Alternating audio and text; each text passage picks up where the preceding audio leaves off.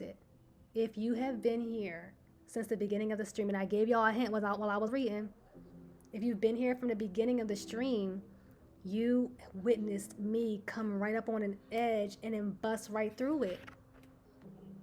Who's been here? I'll tell you if you didn't catch it. I'm pretty sure Juice caught it. Because Juice catches everything. And I want to talk about that. And I want to get us into our discussion. Thank you so much, Divine Sublime. I appreciate you for being here. You contributed to that energy. All of y'all being here makes the energy what it is. It's like our energetic soup. I want to get into our discussion. Are y'all ready for that? Do y'all need a break? What y'all need? Let me know.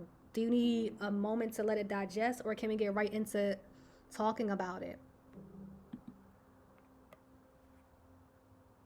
And I want to hold some space in case Juice or anyone else who's been here the whole time is watching.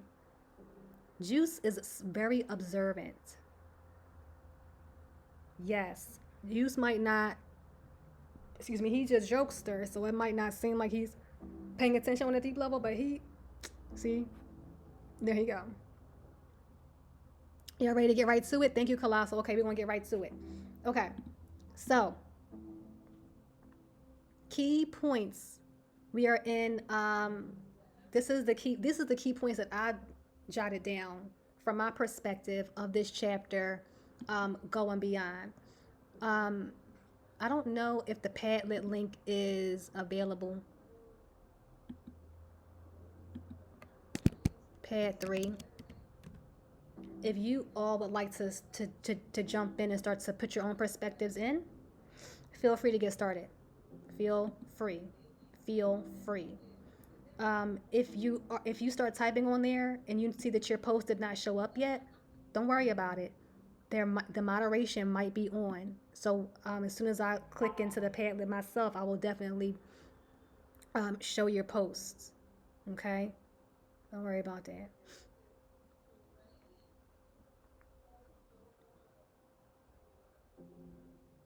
All right. I'm looking for... Okay.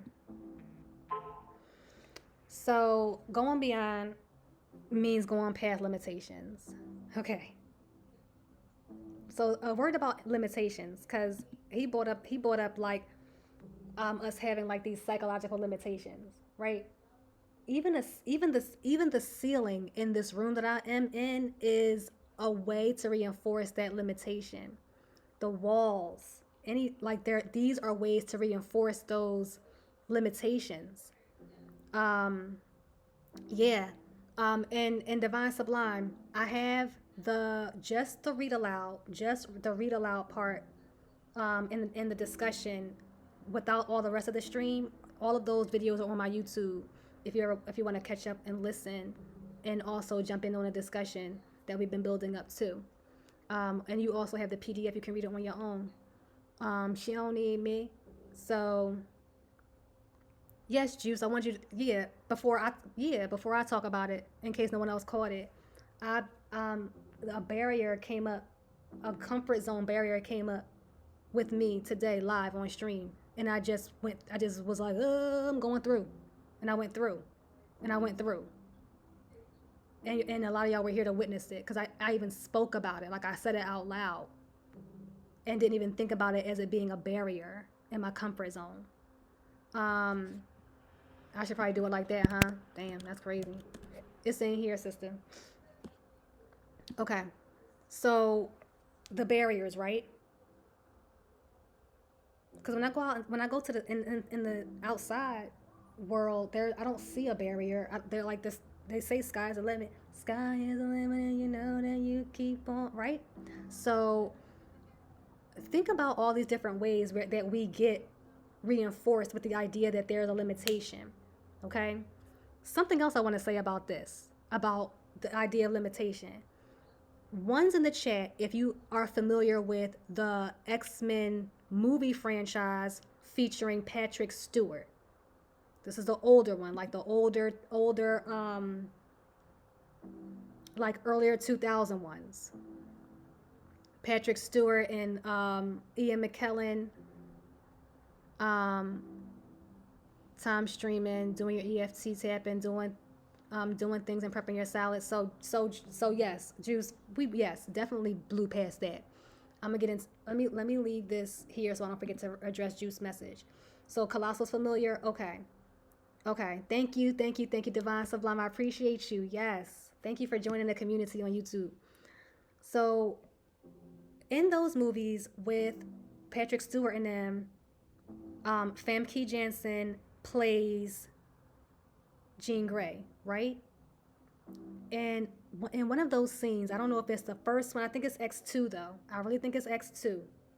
In one of those scenes, they show like the past when Professor X and Magneto go meet Jean and her family. And they show those times, right? And they show when he first began to work with her. And he talks about how he worked with her and he built barriers in her mind to keep her from accessing certain parts of her mind for her own safety. That's what he said. He did it for her own safety. But when I look at X-Men, I look at X-Men on a deeper level now. So number one, I know that that whole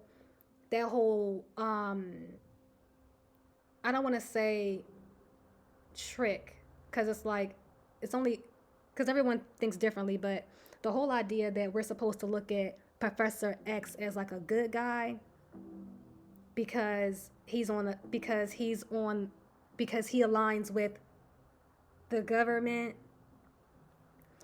He aligns with the government, y'all. He aligns with them for I guess the purpose of like peace and unity, but like you can't. Okay, so anyway, right?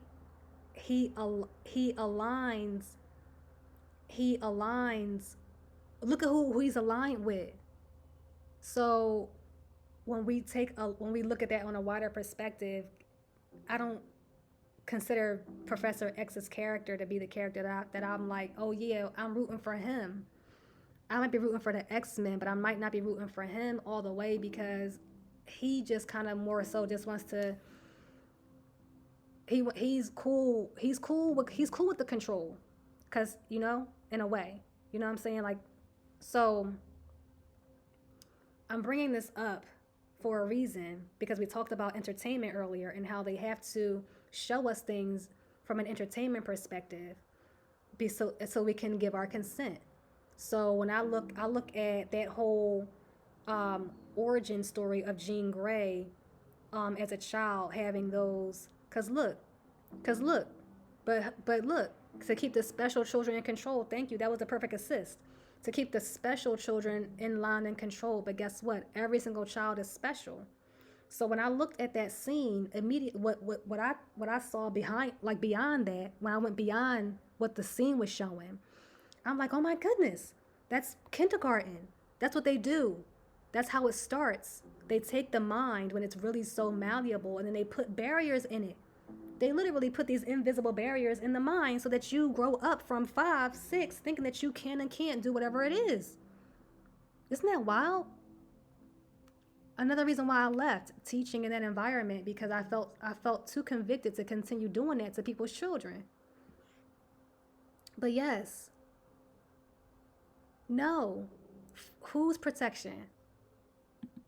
So that's something that came up with when I think about limitations and how they're reinforced in our reality, walls and ceilings and doors, and how the movies depicted how mental barriers come to be. Um, Something else is just that you know I don't know whether or not people here believe in higher power, but we talk about things like that here. So welcome. And as humans, we have limitations with our thinking. We think with a human mind. We think with a human perspective. We don't think with the mind of a source. Um, I remember you speaking on that. Yeah. You don't align with how they align. Yeah. Yeah. It was that serious for me. It was that my take my energy that seriously, and I realized like, I felt like a hoe. I felt like a hoe because I was going to work and taking this money for to do something that I felt so dirty about doing. That's it. I felt disgusting about going into that classroom and reinforcing some of the things that I was being paid to reinforce and uphold some of the teachings I was being paid to uphold. I felt like a hoe. That's what I mean when I say that. No shade to sex work or sex workers. You know what I'm saying? That's not what I mean by that. But I felt like I was selling myself short. You get what I'm saying? So I had to get up. I had to get up out of there. This would be a W Discord convo. Yeah, this retro. Tell Divine that we keep saying that we're gonna when we go in like this, we're gonna record it, and I never do. Get paid to. Yep, you get paid to rip off other people and to lie to them, and it does. It's not a good feeling. It just ends up not being a good feeling, y'all. So, um, So I don't even know. I don't know where I was going with that, but I was reading y'all chat. But I was just saying that we don't think with if you whatever however you subscribe and connect with higher power, that ain't how your mind works. You know what I'm saying? Like you may connect to God or whatever you believe in, but your mind doesn't think in the way that that mind thinks. So relax. For me, right, that gives me a lot of encouragement and comfort to relax. People say, and we say these phrases like God works in mysterious ways, right? And we know that people work logically within the realms of what we can perceive and what we can imagine based on what we can see, based on what we have experienced. A lot of that stuff is based on past experience. So, going beyond, yeah, it's almost like unfathomable in a way, right? But here's something that maybe can break it down for us. When I was a child, I learned that the alphabet is finite. It starts at A, it ends at Z. But numbers are infinite. And that was always so fascinating to me as a child. I just didn't get it. I'm like, how? So that's my takeaway about going beyond. Let me see what else y'all got going on in the chat. Yes, this happens in meetings all the time. We go in and we say, dang, we should have recorded this. This would have been a great podcast. That's how I felt when I worked in investments. I had a hard time believing in a system that essentially fed the rich. Yes. These days, a lot of the stuff are built on lies. Yes, y'all got heat today. Y'all coming with heat today. Yes. It's more of a double-sided coin as far as what role Professor X had to take. He used the demon of the organization to teach and protect the special ones. You have to learn to reverse the energy into a positive instead of a negative. Yes, absolutely. Double-sided coin. So was he a double agent? My integrity don't match with the BS they was on. Absolutely. It doesn't. And so from that perspective, Colossal, yes. I can see that. And I feel like a lot of people remain in the school system from that perspective. They can be more effective while still being there. Um, I I ran my course. I ran my course with being effective there. I could no longer be effective in that environment. I had to roll. It's okay because I made the right decision at the right time. All right, let's move on. Wait, anyone else have anything else about going beyond before we move on to more key points? I want to make sure we get everyone's thoughts lifted up here. Mm-hmm. Okay. Humans build a security model that they feel safe in. What do I want to say about that? The trap, yeah, yeah. The trap of the model is that it doesn't include reality, which can disrupt our worldview and self-concept. This comes up. This happens a lot. This comes up a lot, especially with relationships. Can we talk about that real quick? Like people when we may say things like mixed signals, mixed signals. Like I'm dating somebody, or I would like to be dating somebody, but I don't know if we're really dating because I'm receiving mixed signals. Girl, why are you? It's more comfortable to call them mixed signals than it is to accept the reality that he's not that into you. Absolutely. So, mm, time is important. You know what, Colossal? I would even say that I don't even think about time when it comes to thinking about going beyond my conscious or beyond my limitations, because I know that for me it's not like linear. Like I don't think about something on the 15th and say okay, and then by the 22nd it's going to be cool, because I know that it don't really happen like that. I guess now will be a good time to address what came up for me. Um, Earlier today when I got on stream, Mr. Hush, let me whisper in your ear. Thank you so much for coming in, love. It's great to see you today. Um, okay. Thanks for lurking and listening. We appreciate you being here. Um, okay. So we're going to talk about what Colossal said. Because he said time is important when you think of going beyond your conscious. So let's talk about time. In 2020, y'all know what year it is right now? Okay. In 2020, I I was still predominantly wearing Brazilian sew-ins in my head. No, no, no, Colossal, I know that. I know that. I know. I know. We getting into it. I know. So I used to wear sew-ins all the time. Okay. And then when the panorama happened, I was not able to do it because my my stylist at the time was not able to, because of where she lived. Everybody was so confused about like social distancing, so because of where she lived, she wasn't able to go out and service people for people's safety. So I was about to, celebrate my solar return, and I wanted to have my hair looking how I wanted it to look, but how I wanted it to look with my bundles, but I couldn't get that. So April 2020 is when I really officially started my natural hair journey. I have been completely natural ever since. I haven't put heat to it. I haven't put any sew-ins, no weave, like no nothing. And the journey has been like I've learned a lot. I have been learning so much about how to like care for my hair, how to have a deeper relationship with my hair and everything, right? But this is the thing, y'all. 2020, yeah, Jews, 2020, you would have never seen me like this. Like I would have never been on camera looking like this in 2020. Like never. So we're talking about time, right, Colossal?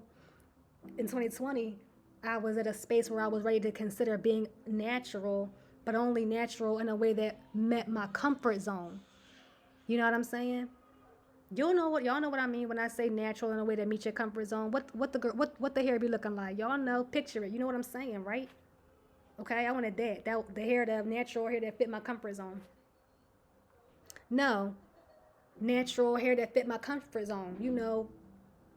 I'll show you a picture later. My logo, Juice, like the logo I had you draw for me, like that.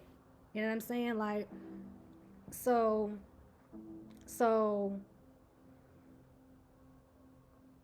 as I'm as that's what I that that's what it was. But really I just have to be comfortable with me and how it grows out of my head and like what it does, right? So that's been the journey. That's been the journey. And it's been great, and I've been having a lot of fun. I've been having a lot of fun with the journey out, like my it's amazing, right? I talk to my hair, we have a great relationship, all of that, right? But check this out. Check this out. What happened today? What happened today? What happened today is that I came on here and I didn't plan for anything to go this way. And I said we're going to, um, I'm still a relatively small streamer. I don't really get a large audience like right off the bat. Sometimes it takes a long time for people to come in here. I'm used to that, so I'm like I'm gonna turn the stream on and get the game going, get the music going, and then I'm gonna have some time to go like do things, and I'll be able to take my hair out after the fact because there won't be nobody in there anyway, except fruit. But he's not nobody. But I'm just saying, like, fruit, he's the mod. He be holding it down. So that's what I thought I was going to do. But then I started to do that. And then we got into conversation, right? We were playing the game. We got into some conversation. And then The conversation started getting good. It started getting good, right? It started getting good. And I was on camera like this, AKA I was off camera. And I said, I am off camera because I haven't taken my hair down yet. And I remained off camera, and then the conversation was getting to be so important. And I said, no, I have to connect with y'all.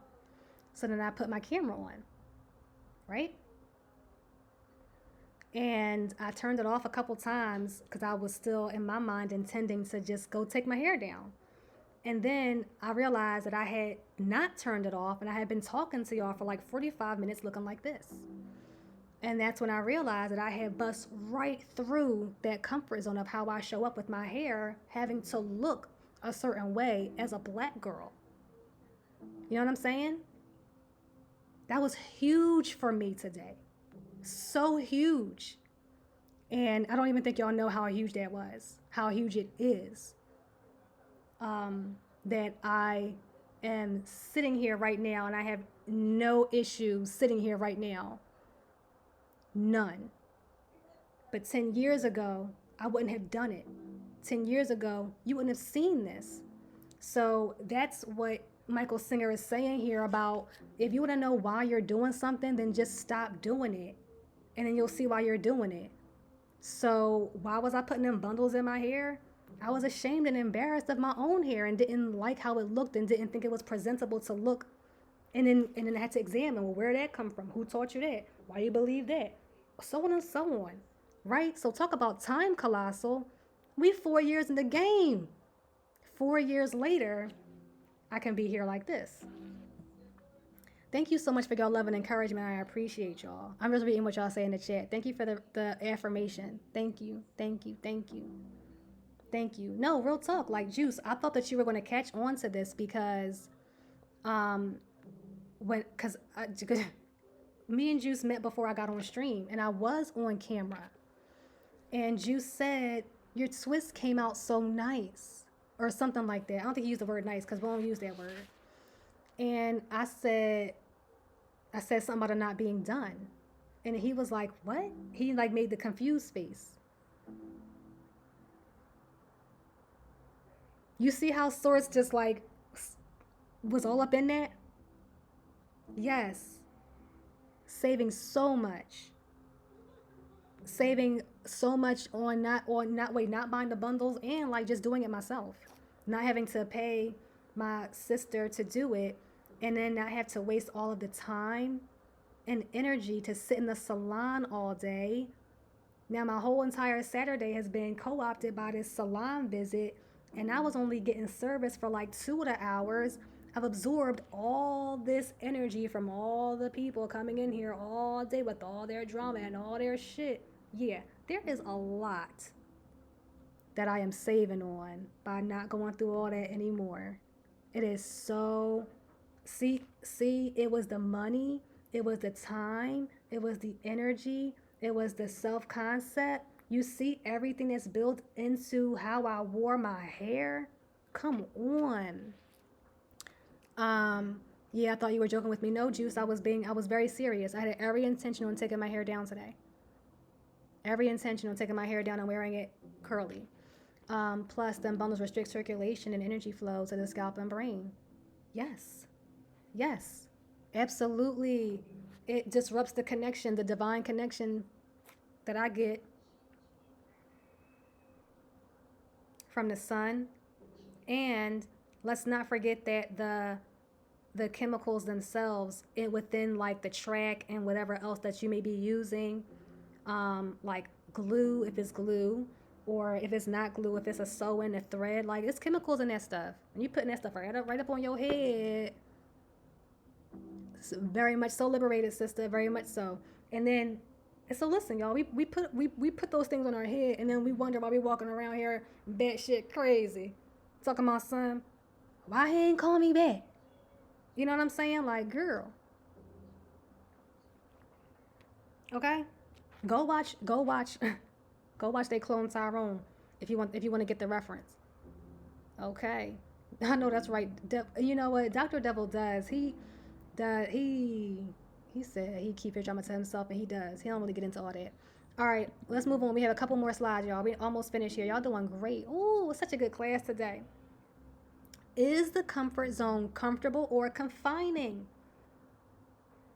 Is the comfort zone, um, is it comfortable or confining? Okay, like that, the breakdown of the comfort zone, I loved it. Um, oh snap! Let's stream my mind for us playing one of my favorite songs. Oh no, but it's like a remix. It's like a dance mix. I don't want to hear that. Okay, my bad, y'all. You know, I'm gonna stop for a dance break. Um, so what do y'all think about that? Is the comfort zone comforting or confining? Um, I so story time. I kept myself in a comfort zone of not getting on rides at amusement parks. Now, don't get me. I love an amusement park.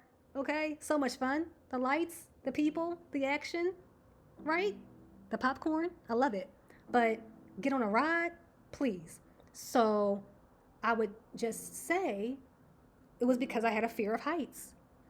It was an irrational fear of heights only because I have really hadn't experienced anything ever in my life to make me inherently afraid of them. I had just convinced myself that I should be afraid of them. And I don't even think it was like of my own convincing. It's probably some of my mom, right? Being afraid of me, like doing something that could hurt myself one day. Society and other ideas about safety had me limit myself and thinking it would be bad or dangerous or that I wouldn't have a good time. Um, so I was 19 when I got on the first roller coaster ever in my life. And I did not like it. But it wasn't because I was afraid of heights. It wasn't because of the heights. So let me see what y'all said about is it comfortable or confining? Only confining based on your own perspective. So it's confining to you if you think it's confining to you. Is that right, Mr. Hush? I want to make sure I got it right. I want to make sure I'm conveying if I'm getting it. Only confining based on your own perspective. So does that mean if I think I'm being suffocated, then it's suffocating to me. But if you good with it, if your perspective is different, then it's not. I'm wondering. And Juice, y'all seen Bad Hair? No, I haven't seen that one. That's the one with Chris Rock. Correct me if I'm wrong, but I think that's the one with Chris Rock. Divine. It could be both if it speaks to your protective energy, but confining if it limits your growth. I like that. Then I don't know. I don't know about Bad Hair. Fill us in, Juice. Agreed. They're saying the same thing. It's a horror movie. Bad Hair, no. What's the one with Chris Rock? Is that one called Good Hair? Hmm. I know he had one about hair. Um, but yeah, Juice. What's give us a spoiler free synopsis of Bad Hair. When did it come out? Um, is a comfort zone comfortable or confining? Yeah, I would agree. As long as if it's a protection of your spiritual energy, and you know that it's not like, you know that you're not over protecting yourself, but you're just like holding your boundaries, then yes. Wait, more in the chat. So in a sense, yes. Example: you confine yourself to no one looking at you when your sewing is not in, but yet people wanted to see your natural. Yet people wanted to see natural hair saw you without sewing. Mm.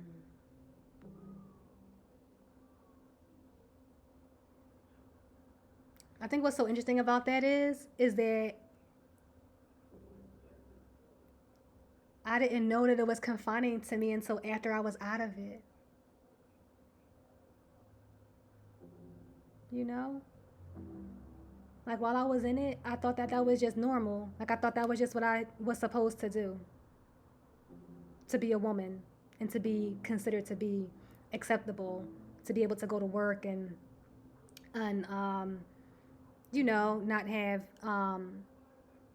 not have my they say things about professional hair or whatever, so I didn't know that I didn't know I was confined.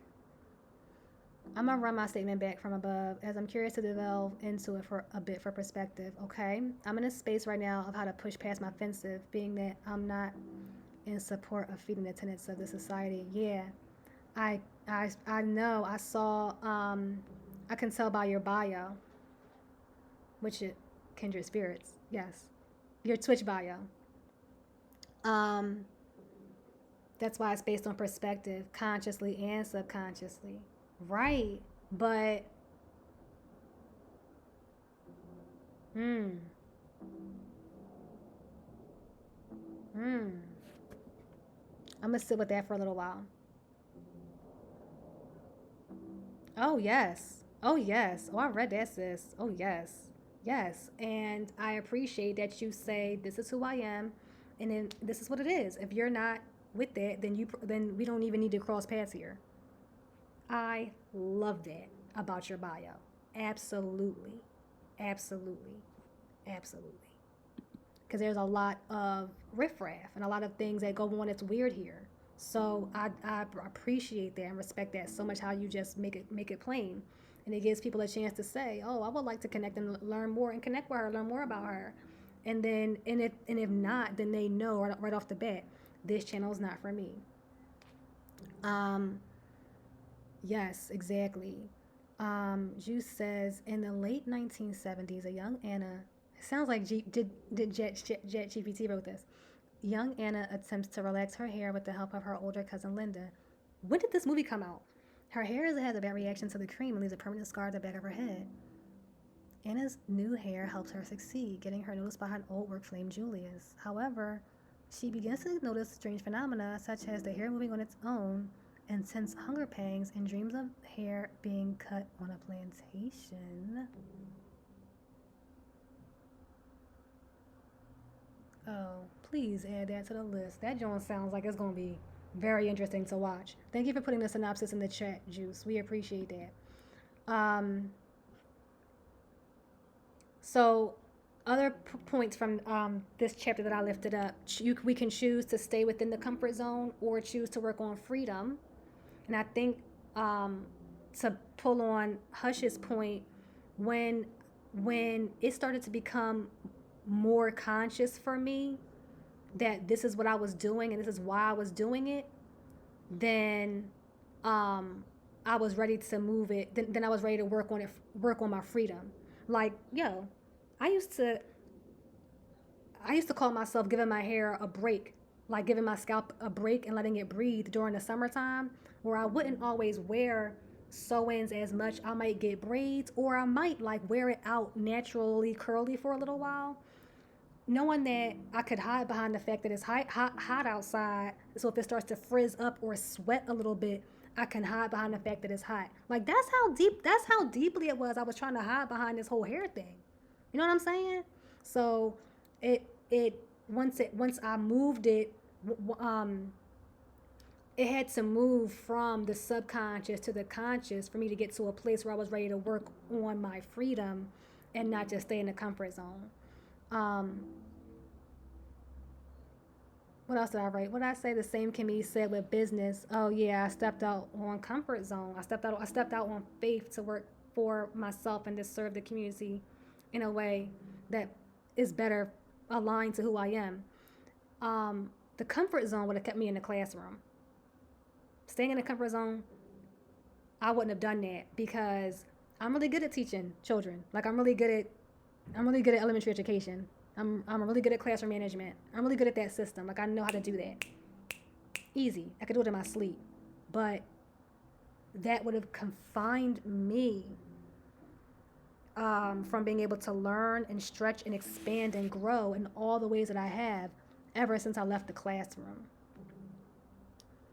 Did I miss anything in the chizzy? Okay. Other points. True spiritual awakening is the realization that we have been confined in a cage of our own creation. And yeah, because guess what? It's scary out there, right?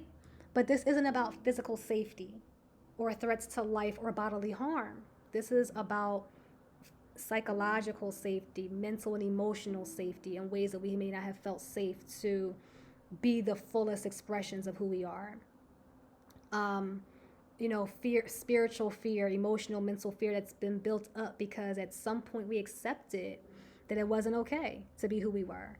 Um, so, um, major story time. As I was preparing for this chapter, this is what came up for me. I talked to y'all a little bit today about how I feel I'm a sensitive person. Thank you, Retro. I appreciate that. Um, I talked to you about how I am highly sensitive. As I was preparing for this chapter, and this work is highly therapeutic too, because it allows me to process my own shit, right? So, something that came up for me is an experience from childhood, about age 4, October 1988. Do the math if you want to know, okay? There you go. It was 4 months after my father transitioned, and my mom went out to a costume party at her friend's house. I think that's where she went. Per my recollection, that's where she went. But I don't know. I'm working off my memory and all the intense emotion of that time, so that may not have been where she was. But my mom did not go out a lot at night. So one of the things I remember her doing was going to this costume party, and then there are photos from it. So that's why I think this is what was the thing. But it may not have been. Keep that in mind. My adult mind considers that it could have been just about anything. So she left me with my brother and sis in love, his wife, and their child, my niece, who was about a month old at the time.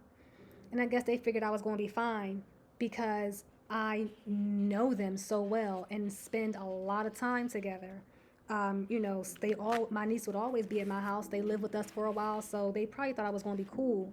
However, at some point when I realized that I was supposed to be there for the entire night, like when I realized at some point it set in that it's late and she is not coming to get you tonight, I began to cry. Cry is not the word. I was bawling uncontrollably the entire night, repeating over and over again, I want my mommy. I can hear myself. I can see myself. It was like, I want my me. It was like that. Like I couldn't even catch my breath, right? It was like that, like a no exaggeration. And I felt like I was crying for hours. And I think at first the adults were concerned because I was maybe in some type of emotional turmoil. But hello, if you're an adult, raise your hand. After a while, when a child is incessantly crying, it gets annoying. And then maybe like impatient. I remember that eventually my mom came for me. Like eventually they, I guess they couldn't take it. And I guess she was just like, okay, she ended her night, right? And I know I felt relief, but I also felt guilt for maybe potentially ruining her night.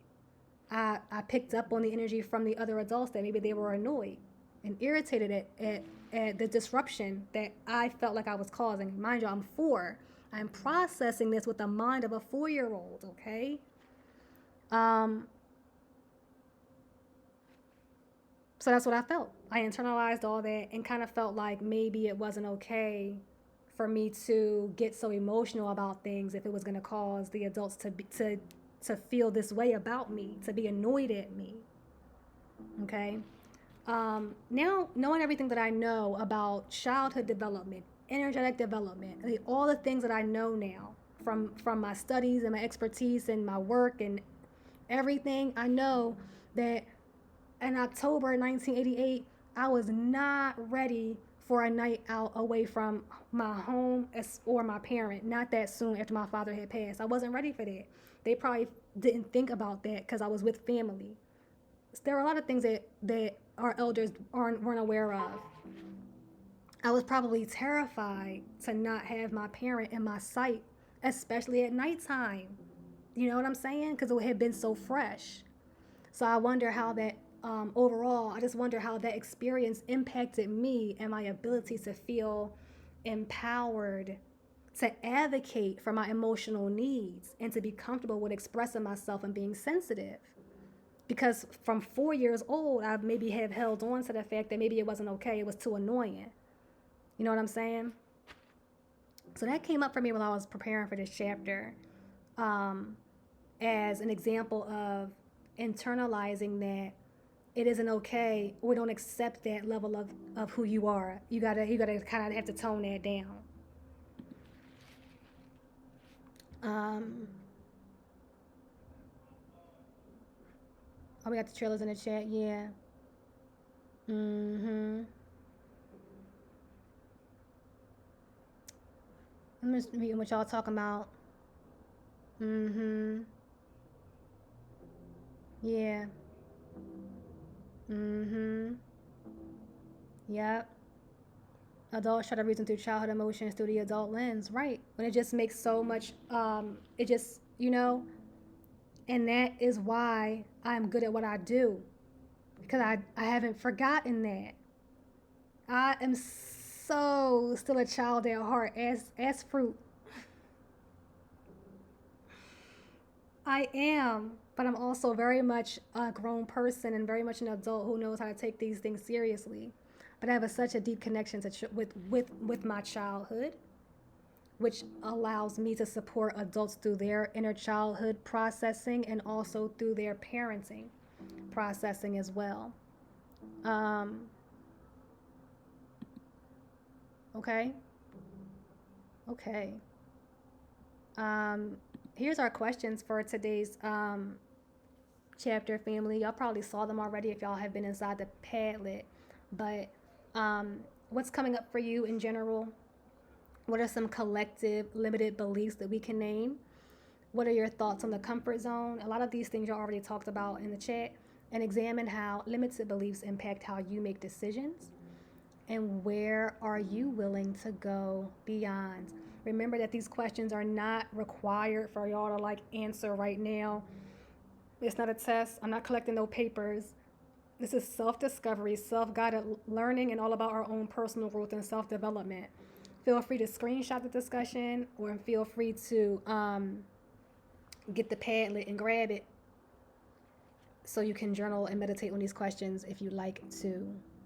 Yeah, yeah, divine, sublime. We all should be, but then something happens where we become adult, or we transition through childhood to adulthood and we get really serious and we don't get a chance to, play anymore. Remember imagination? Your imagination was everything, y'all. When I was a child, y'all know, or y'all may not know, uh, oh, thank you, Divine Sublime. Thank you. You made it that way. So I appreciate you for contributing to the energy. When they said that before I was doing anything, I was performing, like singing and dancing. And uh, Diana Ross, her concert, the Central Park concert, was something that I used to always play on repeat and everything. I wanted to make up dances. I didn't know that there was a word for that. Um, be a choreographer. I didn't know that. So I used to, in my mind, as a child, you know, the earliest I remember is 6, but I'm pretty sure I was doing this beforehand because I was in dance school from age 3.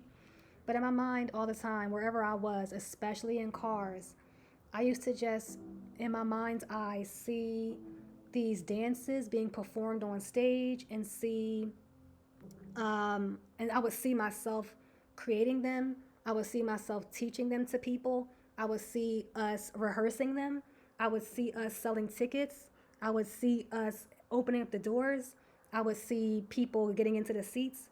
I would see us performing. I would just make up all of these fantasies in my head, right?